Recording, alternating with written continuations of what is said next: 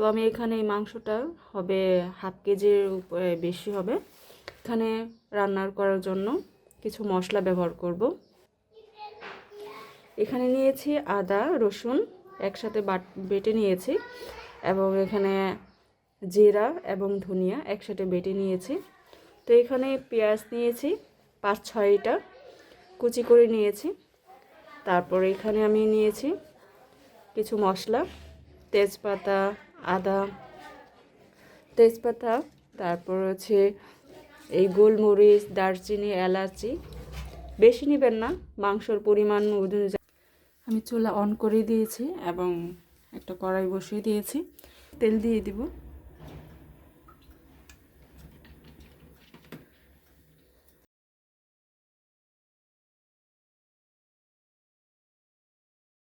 পেঁয়াজ কুচি দিয়ে দিব।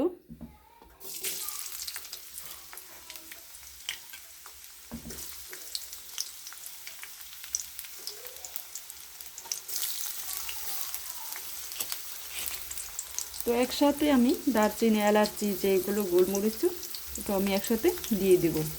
তো আপনারা চাইলে বেটেও দিতে পারেন এবং আনামও দিতে পারেন, আপনাদের সুবিধা মতো আপনারা দিতে পারেন, কোনো অসুবিধা নেই।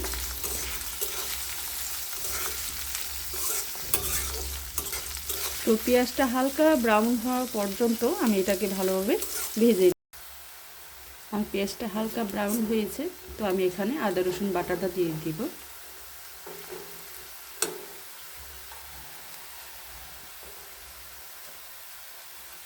আদা রসুন বাটা,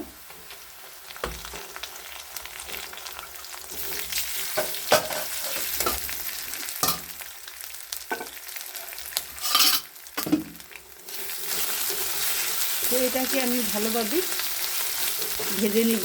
এখন দিয়ে দিব। তো একসাথে আবারও আমি এটাকে ভালোভাবে আবারও একটু সামান্য ভেজে নিব।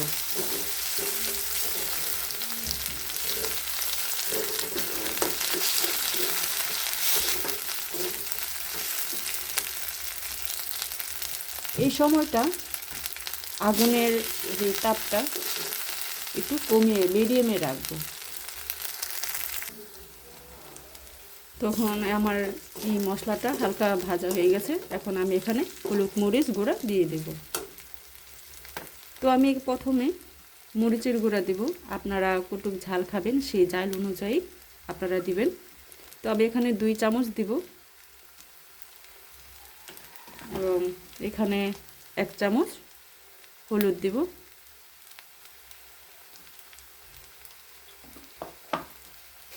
এবং স্বাদ মতো লবণ দিব। আপনারা আপনাদের মতো স্বাদ অনুযায়ী লবণ দিবেন। তো আমি এখানে 2 চামচ এবং সামান্য 1.5 চামচ মতো লবণ দিয়েছি। তো এটাকে আমি ভালোভাবে মিক্সড করে নিব।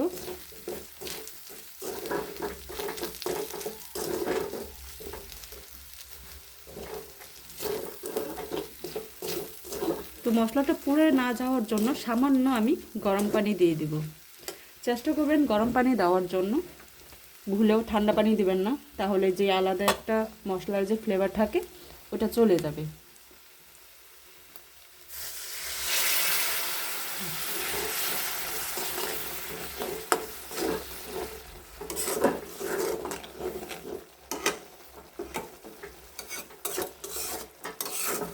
এখন আমি এটাকে ভালোভাবে কষিয়ে তারপরে মাংসটা দিয়ে দেব। আপনারা দেখতেই পাচ্ছেন মশলাটা এই কালার হবে। তার চেয়ে বেশি কালার দিলে বা মশলা দিলে আসলে এটা একবারে বাজে খাবার হবে। তো সব কিছুই একটা পরিমাণ আছে, সেই পরিমাণ অনুযায়ী আপনারা সব কিছু দিবেন। তো এইভাবে আমি একটু সামান্য কষিয়ে নিব। এই মশলাটা কষানো হয়ে গেছে, তো তখন আপনি মাংসটা দিয়ে দিবেন। তো এখন আমি দিচ্ছি মাংসটা।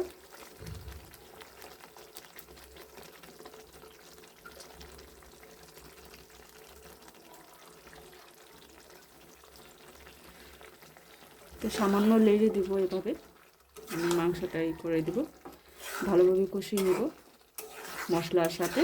তবে আপনারাও এভাবে মাংসটা মশলার সাথে ভালোভাবে মিক্সড করে নেবেন।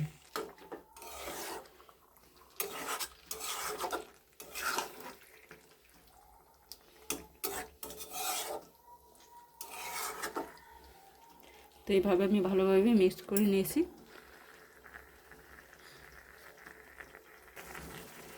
এভাবে ভালো মতো যখন মিক্স করা হয়ে যাবে তখন সামান্য মিডিয়াম আঁচ করে আপনারা ভালোভাবে এই মাংসর সাথে এবং মশলার সাথে কষিয়ে নেবেন। তো দেখবেন এক সময় এটাকে যখন ফ্লেভার বের হয়ে যাবে তখন আসলে খেতে খুব স্বাদ হবে, মজার হবে। তো আমি এটাকে ঢেকে দিব।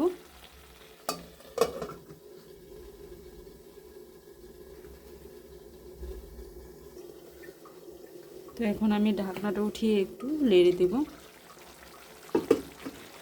আপনারা বারবার একটু পর পর মাংসটা ভালোভাবে নেড়ে দেবেন, তা না হলে নিচের মশলাটা লেগে গেলে আসলে এটা পুড়ে গেলে আর ভালো লাগবে না, একটা পোড়া পোড়া গন্ধ আসবে। তো একটু পর পর আপনারা ভালোভাবে এটাকে কষিয়ে নেবেন। আপনারা যতই মশলাটা কষাবেন মাংসের সাথে, মাংসের ভিতরে মশলাটা যে ভিতরে যাবে তো খেতে তখন ভালো লাগবে। তো এভাবে আমি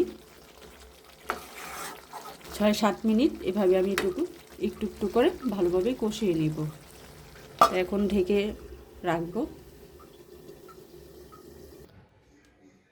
তো দেখতেই পাচ্ছেন বন্ধুরা, আমি এভাবে রান্না করে নিয়েছি। খুবই কালার অনেক সুন্দর হয়েছে, খুবই দারুণ হয়েছে, খেতেও খুব ভালো লাগবে আপনাদের। এবং তার সাথে আপনারা যদি সাথে রুটি, পরোটা বা নান রুটি যে কোনো ধরনের রাখেন না কেন খুবই ভালো লাগবে। তো এইভাবেও করে আপনারা একবার হলেও ট্রাই করবেন। আমি যেই প্রসেসে রান্না করেছি সেই অনুযায়ী আপনারা একবার হলেও ট্রাই করবেন। তো ভালো থাকবেন, সুস্থ থাকবেন। আল্লাহ হাফেজ।